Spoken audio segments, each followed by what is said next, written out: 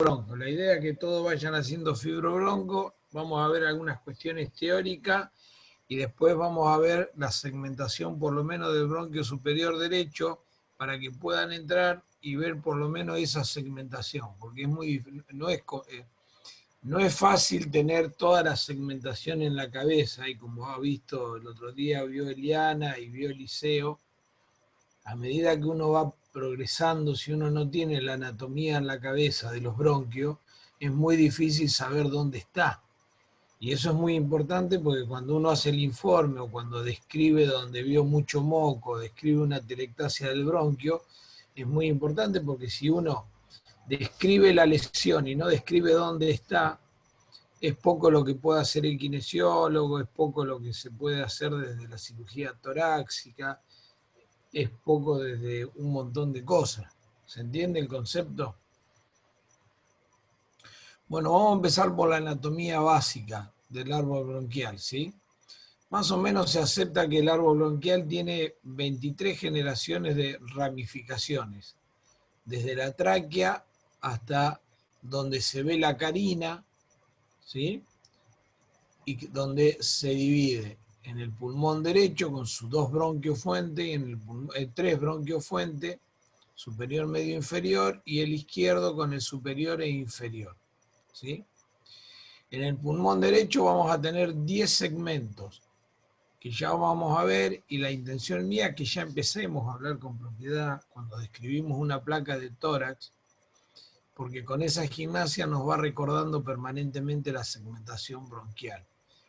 Y que aparte de buena práctica, nosotros no lo hacemos porque nos olvidamos y bueno, no lo hacemos. Y del pulmón izquierdo tiene 8 segmentos, ¿sí? Un segmento apical posterior en el lóbulo superior izquierdo y el segmento basal anterior medial en el lóbulo inferior izquierdo. Ese apical posterior del lóbulo superior izquierdo es el más difícil de ver con el fibrobroncoscopio, mucho más con el que tenemos nosotros, que le falta un movimiento. Entonces, porque tenemos un movimiento con la palanca y el otro movimiento lo tenemos que hacer nosotros, y a veces no nos alcanza la rotación para poder enhebrar ese segmento bronquial. De todas maneras, no vamos a empezar por el izquierdo. La idea es empezar a que ustedes vean la segmentación del lóbulo superior derecho, que tampoco es tan fácil hasta que uno la agarra en la mano.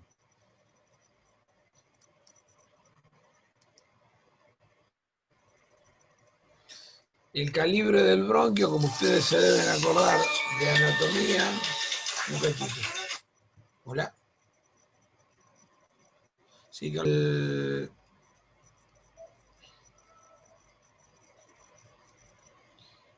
se van reduciendo, como ustedes deben acordar de anatomía, el calibre se va haciendo cada vez más pequeño, la reducción de ese calibre, hasta que el fibrobronco no llega más, ¿sí? ¿Sí? Ya por debajo de la generación, depende, 8 o 12, ¿sí? Donde ya se pierde el cartílago y uno ya después de ahí en adelante ya no llega más con el fibrobronco. Hay veces que llega alguna generación más, otra alguna generación menos. En cuanto a las... Una vez que va perdiendo el cartílago, a medida que el bronquio se va dividiendo, ustedes se deben acordar que tanto en la tráquea, en la carina y en los bronquios fuentes, tanto derecho o izquierdo, en la parte anterior nosotros vamos a tener un cartílago blando. Y en la parte posterior vamos a tener músculos circulares y músculos longitudinales. Esos músculos tienen mucha preponderancia en... Eso estoy aceptando a gente que está entrando. Sí. Esos músculos tienen mucha preponderancia en lo que es el broncoespasmo, tanto en los pacientes con mal asmáticos, en los pacientes cuando salen de la terapia intensiva, cuando salen de tener un tubo orotraqueal. Bueno, depende la gravedad de la obstrucción de la vía aérea, va a depender eso que medimos con el ventilador y demás, va a depender mucho de la contractura de estos músculos y con la fuerza que estos músculos se contraen. Estos músculos en general van siendo cada vez más importantes a medida que se va progresando en la segmentación bronquial, para llegar a las últimas generaciones, donde están la división, donde comienza a ser el intercambio gaseoso y donde está el alveolo. En estas terminaciones es mucho más importante el músculo porque ya no hay cartílago y a medida que nos vamos profundizando van teniendo mayor cantidad de receptores beta, ¿sí? Que es donde van a actuar los distintos aerosoles. Por eso es muy importante saber utilizar los aerosoles, porque no utilizar bien el tratamiento de aerosol en una guardia son aquellos pacientes asmáticos que terminan en la terapia intensiva. Después también eso es importante tenerlo en cuenta para cuando hacemos una traqueostomía. Hay que tener cuidado porque uno pierde el parámetro.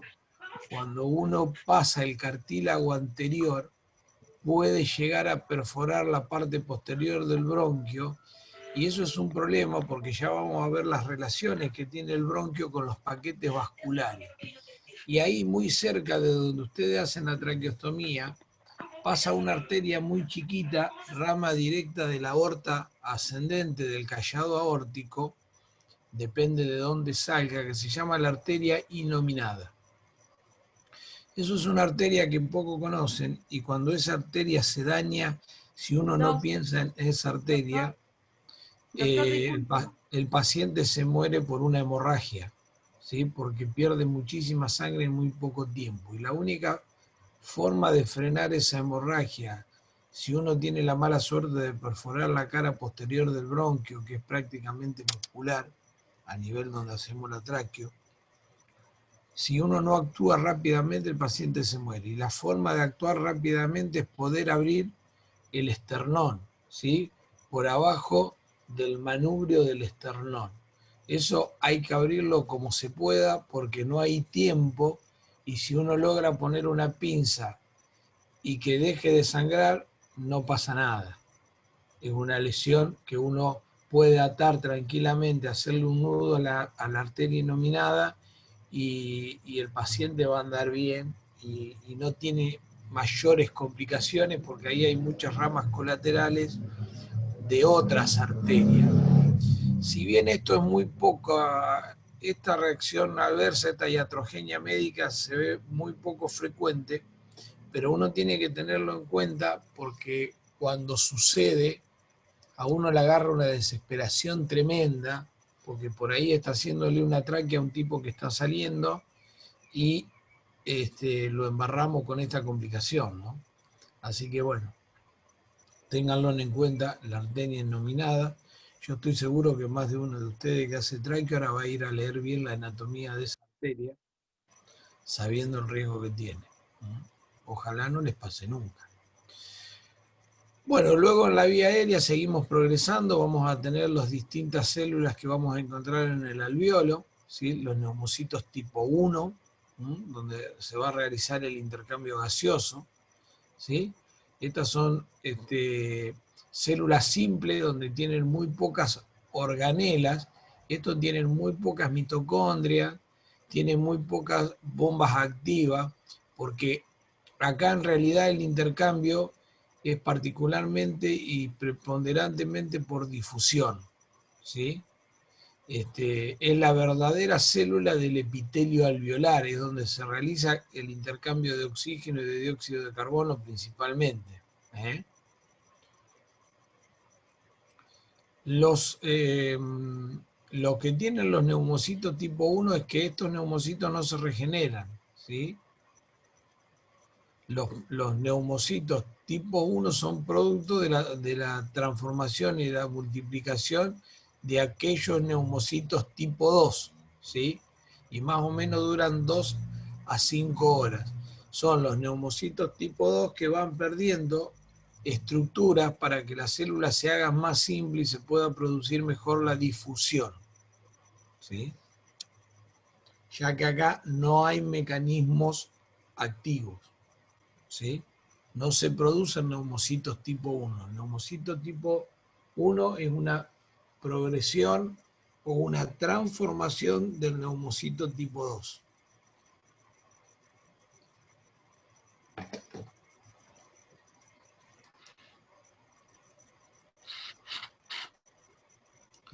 El neumocito tipo 2 es una célula un poco más cuboide, como tiene mucha más organela, es mucho más activa metabólicamente, gasta energía porque produce ATP, porque tiene muchos mitocondrias, porque tiene mucho ARM mensajero para poder producir esa transformación al neumocito tipo 1, porque tiene esto que yo le estoy diciendo, le permite esto que yo puse acá, que es la reproducción de esa célula. Tiene un aparato de Golgi bastante desarrollado, ¿eh? para poder no solo tener la capacidad de reproducirse y transformarse cuando ya se agotó el neumocito tipo 1, sino que esas características que tiene de tener muchas organelas le permite ser el principal productor de un agente tensioactivo, ¿sí? Que es la que permite que el alveolo no se colapse, ¿sí? Esto del agente tensioactivo se ha estudiado mucho en los niños, en los neonatos, y realmente ahí se usa y da muchos resultados. Se ha probado mucho en la terapia intensiva y la verdad que no, en la terapia intensiva no ha tenido demasiados trabajos que lo avalen, no ha tenido demasiados resultados. Cuando ustedes hablan en complicación de la ventilación mecánica, cuando hablamos del barotrauma, también hablamos del quimiotrauma. Y eso del quimiotrauma es la afectación del neumocito tipo 2 con disminución, entre otras cosas, de moco y de sustancia tensioactiva. Por eso se pensó en algún momento, trasladando la experiencia que había con esa sustancia en los neonatos, que podía llegar a andar en la ventilación mecánica de los pacientes con distrés. Esto no fue así, porque en el neonato no es que tiene dañado el neumocito tipo 2, sino que le falta madurar. Una vez que madura ese neumocito, comienza a producir su propia sustancia tensioactiva, y por eso es que ahí tiene efecto y no tiene efecto en el paciente adulto ventilado, porque ahí los neumocitos que se mueren se van reemplazando por tejido de colágeno, y que es un tejido que ya no lo podemos recuperar. Entonces, por eso que es una de las teorías por la cual se cree que ahí no dio el resultado que daba en los neonatos.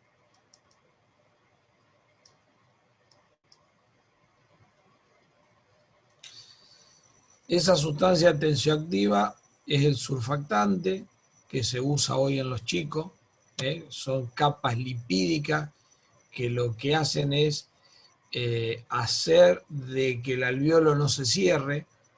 Otra de las cosas, cuando empezamos a ver esto, los ventiladores venían con suspiro, porque justamente lo que hace uno, a veces con más intensidad, a veces con menos intensidad, cuando la proporción de alveolos es más que lo habitual, que está cerrado, el mecanismo que uno tiene normalmente es el suspiro. Traducido esto, antes de utilizar mucha PIC, utilizábamos el suspiro tratando de simular lo que era en la vida de una persona normal. Y el debate ahí empezó a ser cuánto suspiro teníamos y cuánto volumen corriente le teníamos que dar. Entonces le dábamos un 20% más del volumen corriente que el paciente tenía y le dábamos 2 o 3 suspiros por hora, que eran los suspiros que uno tiene habitualmente, que muchos de esos suspiros son inconscientes, otros se hacen más conscientes, ¿sí? Eso hasta que después se empezó a tener los primeros trabajos de Amato y demás, se empezó a tener experiencia con altos niveles de PIB, titulación de PIB y demás, y dejamos de utilizar el suspiro. Y después comenzaron a venir los trabajos de surfactante que no dieron resultado, ¿no? Así que sí en los chicos. Estos son una capa que es un moco formado por lípidos, formado por algunas proteínas, ¿eh?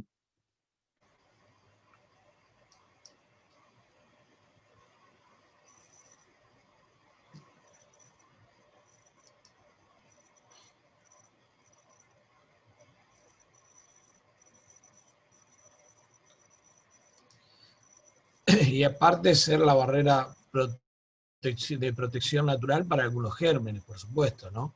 Que esto trabaja en conjunto con el mecanismo de la tos, el otro mecanismo natural que nosotros tenemos. ¿Por qué se complican tanto los pacientes en la ventilación mecánica? Y la principal causa es la infección. Uno debería manejar con mucho más cuidado estos aspectos, utilizar todo circuito cerrado, si bien hoy se utilizan mucho más, lavarse mucho las manos, aspirar al paciente más de lo habitual, porque el problema de esto es que el paciente no está teniendo ninguno de estos mecanismos que yo le dije hasta ahora. El paciente no tiene surfactante, porque lo estamos dañando nosotros. ¿Por qué se va dañando el surfactante? Porque el oxígeno, el aire que nosotros le ponemos a veces no está calentado, a veces no está adecuadamente humidificado, entonces eso va haciendo todo una retroalimentación negativa que va propagando más el daño. A eso se le junta que el paciente se le junta un montón de moco porque esas secreciones que el alveolo, el neumocito tipo 2 va produciendo conjuntamente con el surfactante, no lo puede expulsar porque no tiene el mecanismo de la tos. Si no se lo sacamos nosotros, entonces esto es la principal causa por qué estos pacientes se infectan y tienen mucha neumonía asociada al respirador. Es muy difícil uno tener una tasa cero de neumonía, pero sí, si uno tomara en cuenta la fisiopatología del pulmón, deberíamos tener muchísimo menos infecciones pulmonares asociadas al respirador, muchísimo menos. ¿Cómo lograríamos eso? Siendo más estricto con la aspiración, siempre utilizando sistemas cerrados de aspiración, lavándonos las manos más a menudo, poniendo el paciente a 45 grados, y esto por ahí ustedes dicen, estoy diciéndoles cosas que ustedes ya todos saben. La realidad es que todos lo sabemos, pero no todos lo cumplimos. Esa es la realidad. Muchas veces cuando ustedes entran a la terapia van a ver que muchos de los pacientes no cumplen con esta condición. Bien, la anatomía de la vía aérea en relación con las arterias y las venas. Esto es muy importante teniendo en cuenta para cuando vamos a hacer una punción dentro del bronquio, ¿sí? En general, las venas bronquiales van acompañando la segmentación bronquial, ¿sí? Esto van a recibir directamente todo el gasto del ventrículo derecho. Se van a ir ramificando por toda la segmentación bronquial hasta envolver la red alveolar. ¿Sí? Ustedes recuerdan que en esta parte de la anatomía las venas llevan sangre oxigenada y las arterias llevan sangre no oxigenada. Esto hay que tener cuidado, tener en cuenta, siempre antes de hacer una punción, en general se detecta que hay una arteria. Ustedes recuerden que esto está en estrecha relación con el mediastino. Eso lo ve a través del endoscopio, cómo va latiendo, y ahí es donde uno no debe pinchar.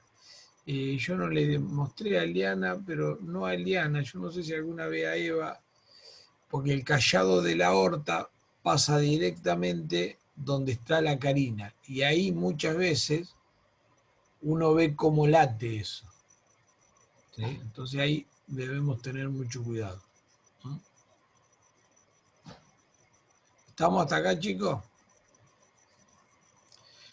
La eficacia, los mecanismos fisiológicos en la respiración para que sea eficaz cumple con 4 puntos. La relación de la ventilación alveolar, ustedes deben recordar la ecuación del gas alveolar. Ustedes recuerden que nosotros en la atmósfera tenemos una presión de oxígeno de 160 milímetros de mercurio para llegar a la mitocondria con 5 milímetros de mercurio. No me voy a poner a hacer la ecuación ahora, pero ustedes saben que eso se ve disminuido entre otras cosas por la presión atmosférica, pero también por la presión del vapor de agua, por el espacio muerto anatómico y el espacio muerto funcional. ¿Sí? ¿Se va entendiendo? Todo eso hace de que esto esté muy aceitado para tener una adecuada ventilación alveolar, ¿sí? Que se va a ver alterada en el caso del COVID que tenemos en este momento, porque se van engrosando, ahora lo vamos a ver, se van engrosando todas las membranas y esa difusión que nosotros veíamos que hacían los neumocitos tipo 1, justamente se ven alteradas, porque también dijimos que los neumocitos tipo 1 no se reproducen y dependen de la transformación del neumocito tipo 2. Y como el neumocito tipo 2 está afectado, no hace neumocito tipo 1, comienza a formarse tejido de colágeno y por eso estos pacientes quedan con tremendo daño en la difusión alveolar. ¿Sí? Porque una de las cosas que hace el virus es atacar el ARN mensajero y el mitocondria de los neumocitos tipo 2. El otro eslabón es la difusión alveolo-capilar, que es esto que yo le estaba diciendo. Vimos la ventilación alveolar, vimos la difusión alveolo-capilar y después tenemos la perfusión capilar. Esa perfusión capilar que va a funcionar adecuadamente y va a ser efectiva cuando hay una relación del BQ o de la ventilación-perfusión adecuada. La perfusión capilar en el alveolo utiliza 1/3 del tiempo en que está en contacto la sangre con el alveolo para hacer el mecanismo de difusión de gases. 1/3, o sea que le queda 3/3 de reserva por si en algún momento tiene que utilizar ese tiempo. ¿Sí? Una de las cosas indirectas que nosotros hacemos para evaluar esto es la saturación de la sangre venosa mixta. ¿Bien? ¿Se va entendiendo? Esto es un poco un repaso general. ¿Sí? Esto ahora se corta, volvemos a entrar inmediatamente. El intercambio de oxígeno y de CO2, ustedes saben que el CO2 es 20 veces más, difunde 20 veces más que el oxígeno, y que, ya lo habíamos dicho, gracias al neumocito tipo 1 se produce por difusión pasiva. Esto porque la superficie alveolar donde se produce este fenómeno es más o menos el equiparable a una cancha de tenis. Acá vamos a ver las distintas zonas. Tenemos desde la tráquea hasta la 4ª generación de bronquio, aproximadamente, son zonas de conducción y de espacio muerto anatómico. Estas zonas generalmente lo que hace es conducir todo ese oxígeno que nosotros, todo ese aire que nosotros respiramos. Ese aire que tiene helio, tiene poco dióxido de carbono, tiene vapor de agua, va a conducir todo eso. Luego, desde la generación 17 en adelante, hay una zona de transición, donde comienza a haber algunos bronquiolos respiratorios y donde a veces hasta la generación 15 o 17 podemos llegar con el fibrobronco. Luego ya tenemos una zona a medida que vamos ingresando más profundamente, que es la zona de intercambio respiratorio, ¿sí? Esa zona de intercambio que en general comienza en la generación 21 al 23 o al 25. ¿eh? Entonces la zona respiratoria comienza desde el 17 al 23 aproximadamente. ¿Sí?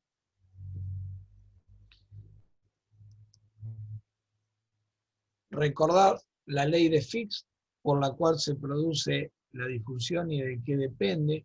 Esto depende de la concentración de aire. Esto va para todas las membranas semipermeables. La ley de Fick dice que el transporte de un soluto en la transferencia es proporcional al gradiente que hay de un lado de la membrana, ¿sí? Más una constante de difusión, que para el CO2 es de 0,8, la constante de difusión que pasa la membrana, y la superficie de la membrana. Entre más grande es la membrana, más cantidad, más superficie va a tener para hacer el trabajo de difusión. Lo que sucede en la fibrosis pulmonar o lo que sucede en el distrés respiratorio es que esta membrana hay lugares en los cuales se engrosa y lo que se va a perder es la relación adecuada del BQ, ¿sí? De la ventilación-perfusión. Vamos a tener alveolos muy ventilados, muy perfundidos y pocos ventilados, ¿sí? En el extremo de esa línea vamos a tener el mecanismo de Jung, ¿sí? Donde por más que nosotros le pongamos oxígeno al 100%, no vamos a lograr tener una ventilación adecuada, ¿sí? Cuando esta membrana está muy engrosada, vamos a tener mucha perfusión, una perfusión de lujo, pero no vamos a tener ventilación, ¿sí?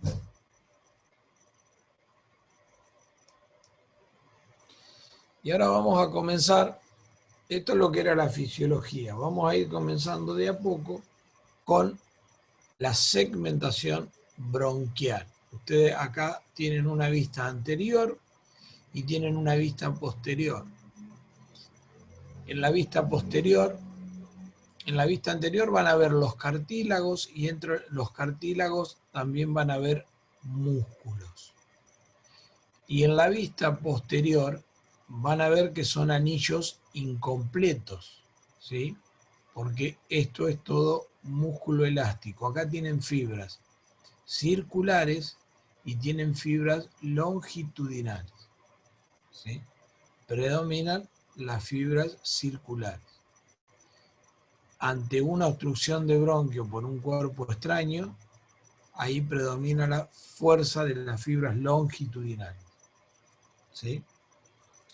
Esto es interesante, que algún día vamos a pedir, porque si viniera un paciente que se tragó algo, es muy difícil sacarlo con el fibroscopio flexible. Eso hay que hacerlo con el fibroscopio rígido, que a diferencia del flexible que lo ponemos por la nariz, el rígido hay que ponerlo directamente por la boca, pero nos permite manipular mucho más todo lo que es la vía aérea superior y trabajar con pinzas más grandes que nos permite sacar una bolita, sacar un alfiler de gancho o algo que se haya ido principalmente en los chicos por la vía aérea o en los pacientes muy adultos, que en general lo que se va ahí por un problema en la masticación y en la coordinación neurológica son pedazos de comida, ¿sí? Y si uno no actúa rápidamente, el paciente se muere. Pero con el fibrobronco flexible es muy difícil. Sacar un cuerpo extraño con eso es muy difícil. Ahora, con el fibro rígido sí. Y si no tenemos un fibro rígido, hay que tratar de inventar un fibro rígido con un tubo cortado. Pero es más difícil porque no tenemos canal de trabajo. Bien. ahí se va a cortar, salimos y volvemos a entrar, ¿sí, chicos? Así no me quedo a media con la segmentación.